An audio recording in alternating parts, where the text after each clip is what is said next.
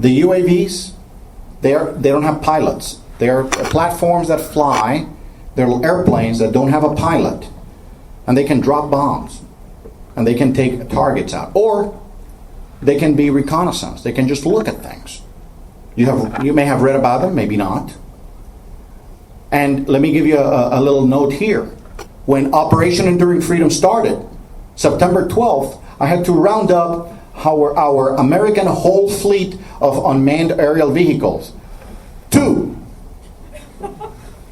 I got like, shit. There's 2 of these things that I got available. Where do I put them? Well, we may put them here, we may put them there. You got to look at altitude. They can only hover for they're scheduled to hover for 6 hours, but they can really hover for 3 because of weather and blah blah blah blah. And they're real limited. And I go, oh my God, I'm in deep trouble. So we cranked up the machinery. Right now we have literally hundreds available, and some have evolved into having capability of Hellfire missiles. As you know, you have seen them on TV. They're used very carefully, and only when the target has been identified as one of the top Al-Qaeda leaders. The other thing is freezing of funds. They have the capability of freezing funds. I cannot go to a country and say, hey, you freeze the funds of this guy. This guy is associated with Al-Qaeda. The coalition country is going to look at me and is going to say, show me the evidence. Show me the evidence of where they are. Well, here's the bank accounts, here's the transfer. Here's the one dude in Guantanamo, or the one dude in Bagram, Afghanistan, that said that his brother or his cousin or his friend, before he went to Afghanistan, gave him a check and gave him a transfer of money which originated in X country. So you go to the coalition representative of that X country, you share that information, and you take them down.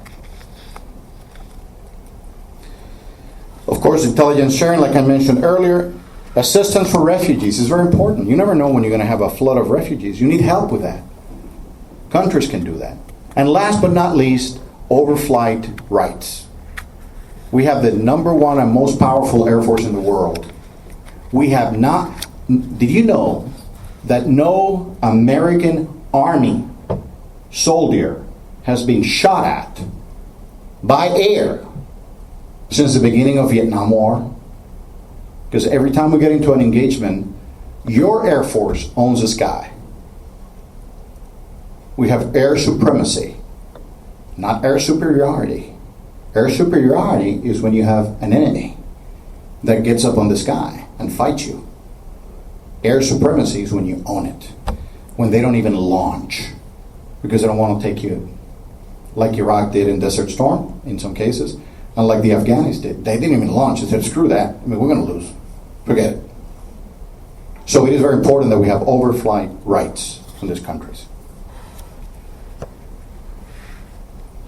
I'm going to touch very quickly on this when it comes to information sharing in a coalition. That is the backbone of coalition building. There's 2 forms of intelligence sharing. Intelligence and information sharing, which it usually applies to a group, and it is limited in scope to this one piece of stuff that we're working on. And then you have an intelligence exchange, which is usually associated bilaterally. It's between 2 countries, between 2 signatories, country A and country B.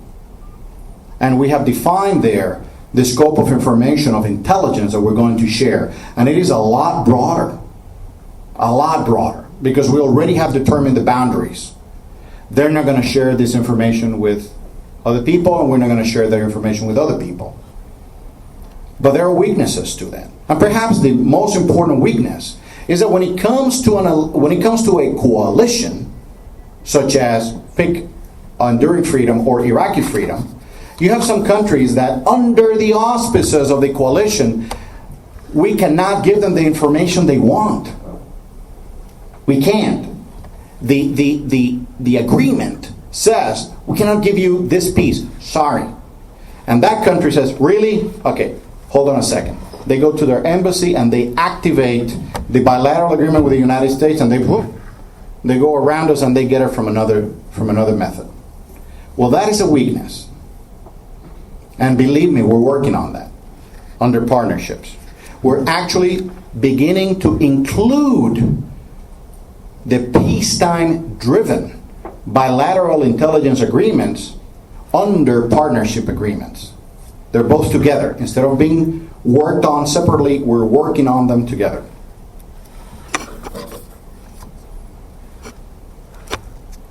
Nugget of information on GWOT. U.S. Central Command built the first group of coalitions. It was based on the needs of Central Command's theater, which was the Middle East, made up of 65 countries located at MacDill Air Force Base, Tampa, Florida, under the name of Coalition Village, as we came to know it fondly. There's 72 flags flying and trailers out there. They have a building now. But that has evolved, like everything. If we're going to take on the global war on terror, the Joint Staff out of the Pentagon is looking at the possibility of taking control of that village.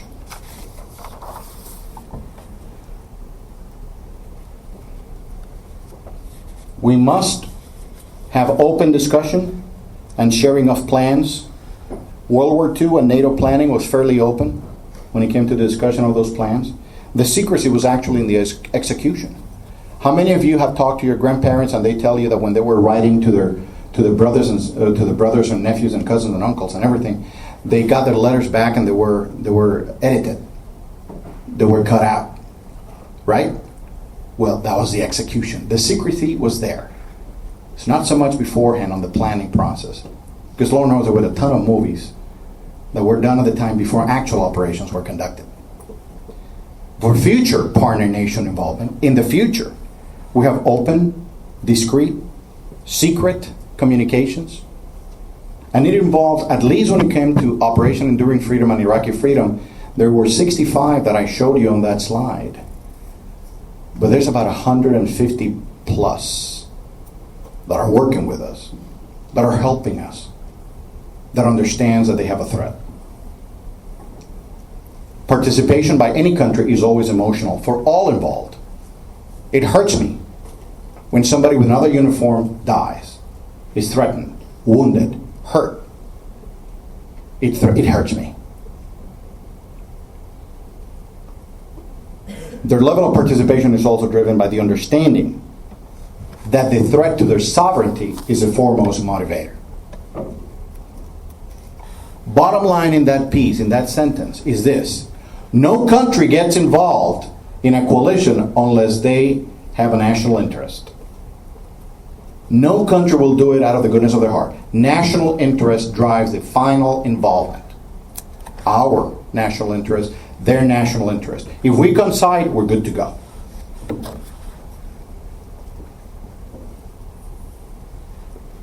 This is just an info slide for you guys. Sample contribution of top coalition contributors of military personnel in Iraq. Do me a favor. When you hear about coalition in Iraq, and when you hear about coalition involvement in the world, do you ever hear about South Korea? Tell me if you have. Raise your hand. 2. Anybody else? 3, 4. It's not common. South Korea is the 3rd largest participant. Do you also know Japan, 600? What is the significance of that? The first military deployment by Japan since World War II. They took the risk. I don't know, call me crazy, but I think that's significant. Did it die? I guess it died. It died. It's all right. Just going to touch on another tidbit of information before I end. Anybody here knows who's lost more lives in Iraq after the United States? Which country? Anybody? What do you say? Well, other than the Iraqis, yes. Coalition forces. UK, the British, they have lost close to 200 people. 3rd after that, you're never even going to imagine Italians. Italians have shed blood 3rd most. I have to take all that into consideration. So when I listen to CNN and Fox, I got to filter it out because it pissed me off. They miss the point.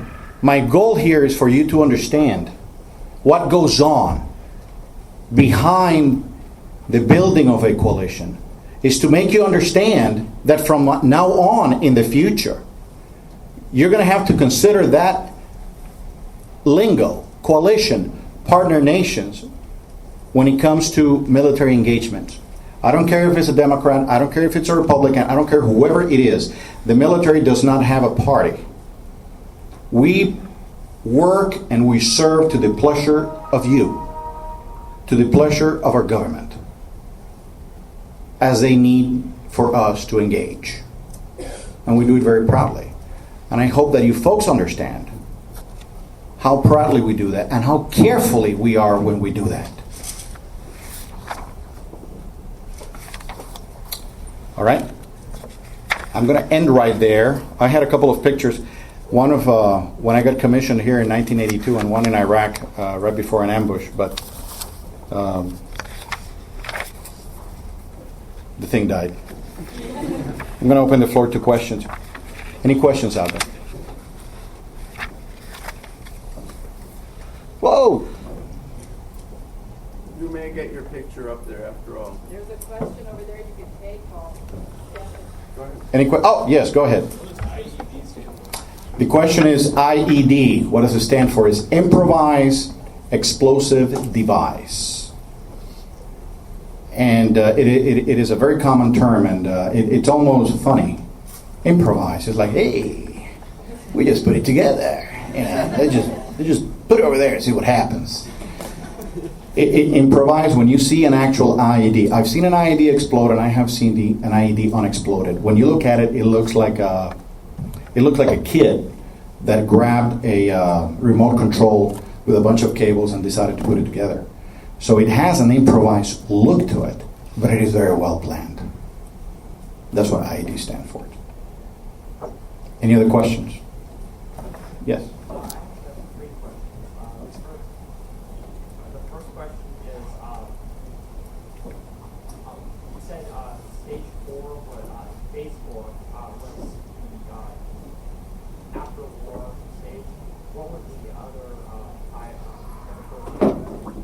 Were the other phases?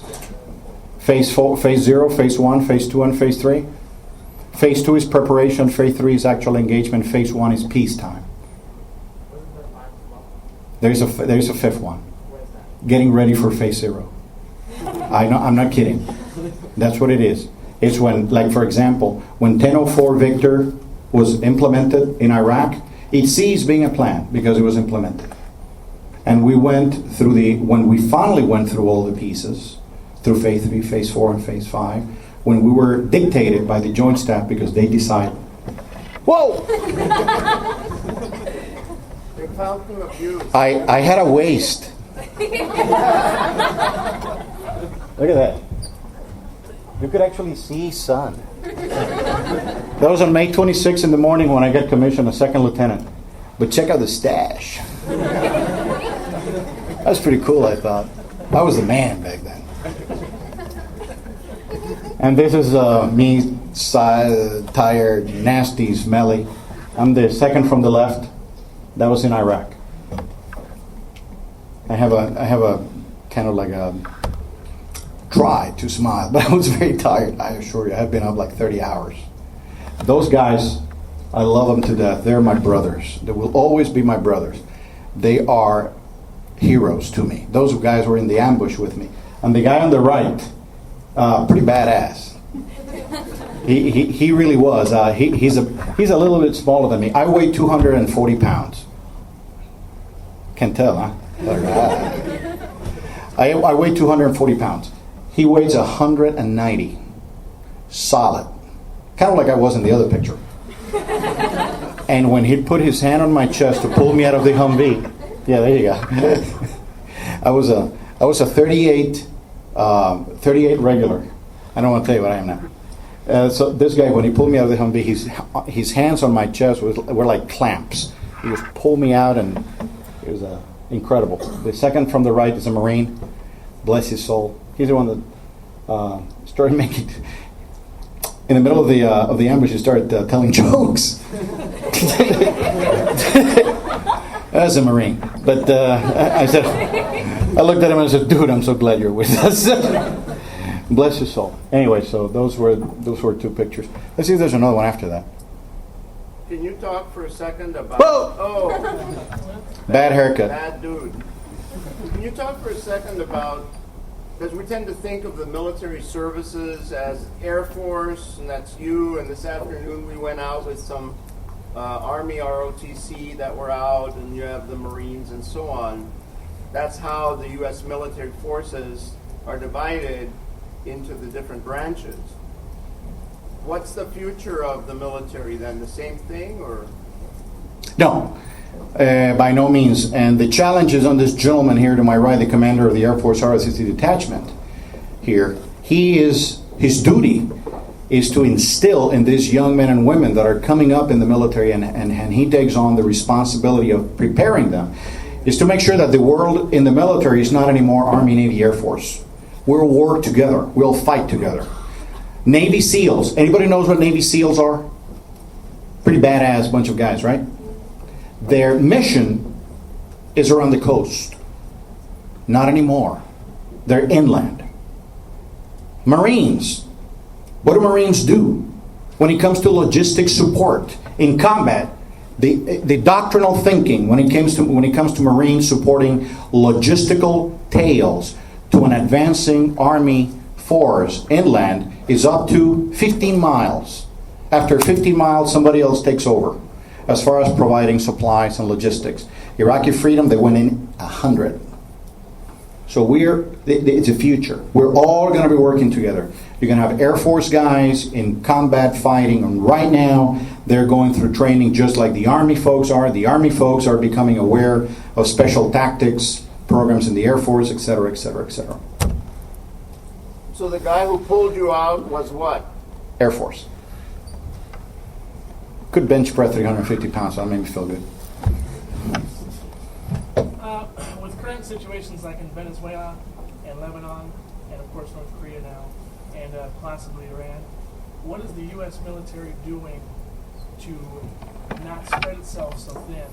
Because I realize we have 144,000 troops in Iraq. Hopefully that'll give and take as needed, but and we've got Afghanistan, of course, too. But what are we going to be doing?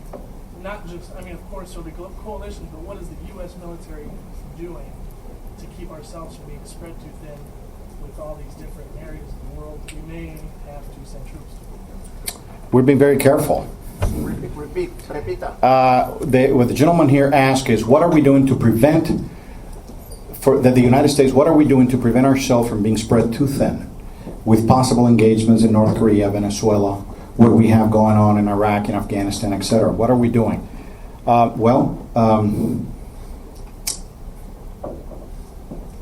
We're planning. Not just with those places, we're planning everywhere. We pay some more attention to some than others, but we're planning. We're constantly planning. And I can assure you that right now there's a ton of planners at U.S. Southern Command in Miami, which is in charge of Latin America, U.S. Pacific Command in Hawaii, which is in charge of the Pacific. My brothers and sisters in there who are looking at every possible option to minimize the utilization of U.S. troops. And all that has been coordinated all the way to the Secretary of Defense level. So, I don't know if that answers your question, but be reassured. We take that into account. We're not going hog wild. Yes? With IEDs and such and the guerrilla warfare, in essence, what is the military's take on the technology? I mean, this is a science and technology university. I'm just wondering, I know some of the things that, my husband's an engineer, so I know some of the things that are going on, but in your perspective, what is the technology going to do in this type of a warfare? Her question was, what is the technology going to do in this type of warfare with IEDs, etc.? I said, well, technology is a slippery slope. Technology is not just a fast computer with 1 gazillion gigabytes or anything. Technology can be an IED, which is very simple. Our challenge is how we counteract it and how quickly we counteract it and how fast we obtain information when we interrogate prisoners. What are their plans? for this type of thing. This is part of the questioning process. What are you guys doing as far as this? And most of them talk without us saying anything. We just walk in the room and they go, what do you want to know? I've seen that. I swear to God, I saw that in Guantanamo. The guy was sitting there minding his own business, and I had a list of questions that I wanted to ask, and I was going to have the interrogator present it to him. And the interrogator, all he did is says, yes, we have a visitor today. He's going to talk to you about some things that is of concern to him. First interrogation. He looked at me through a translator. What do you want to know? Well, I want to know this. Okay. They don't have to do anything. So they do talk. And that helps us stay ahead of them when it comes to technology. And by the way, it's interesting that you mentioned IEDs, because IEDs change like a virus. I'm an MBA student, and so we're studying supply chain all over the place, and a lot of that integrating into Friedman's book, Supply Chain. Oh, my friend. Yeah. I know I him. won't go there, but there's just some concepts in there where, that I wonder about terrorist networks and some of the people that the coalition works against, perhaps, in terms of how is technology being used to make the transfer of information or supplies or weapons or even people. How are they utilizing those things in new ways, and how are we doing that? How do they interact? We do it together with our coalition friends.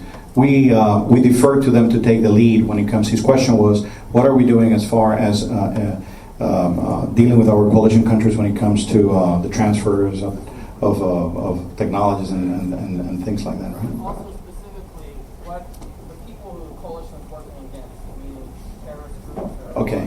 what are they doing as well to try to stay ahead of you, or how are they accessing or using their supply chain? Okay, that's what are they doing to stay ahead of us? What are the terrorists doing to stay ahead of us? That is one area in which we're actually doing very well. We have affected them so much that they have very difficult time coordinating with each other from country to country. So we see patterns repeating themselves, even though they could have stopped the pattern, but they don't have the capability to discuss with a fellow terrorist what is it they're going to do. They could use an internet cafe, which they do in some cases, but some of them refuse to use them because they think that we're listening to them, and we're not. We're not looking at them. The country that the internet cafe is may be looking at them because they're working with us. It is in their interest to stop that. So we're doing very well in that area. I mean, they're having a very difficult time staying ahead of us in that. Yes, sir. I had a question about the William deaths in Iraq. There have been some very good estimates. One source said around 30,000, and then a recent report that came out said around 64,000. As a member of the CENTCOM, I wonder if you had an idea of which number the actual number was supposed to be. You know, I question, I was having the discussion today, when it comes to body count, any body count, that it cannot be verified, I have a problem with. It could have many reasons why they came up with those numbers, and I don't know what they are. Unless they went person by person and they counted who was killed, they have no idea of knowing. The estimates that I have seen are 40, 50,000. Those are the estimates I have seen, of which 80% were caused by terrorists, because they targeted them purposely, not because of us. Some were collateral damage from our actions, yes, but about 80% were because of terrorists. So where did they come with the 500,000 and 600,000? I don't know, but I have an issue with that number, personally. I want to thank you very much. Well, thank you.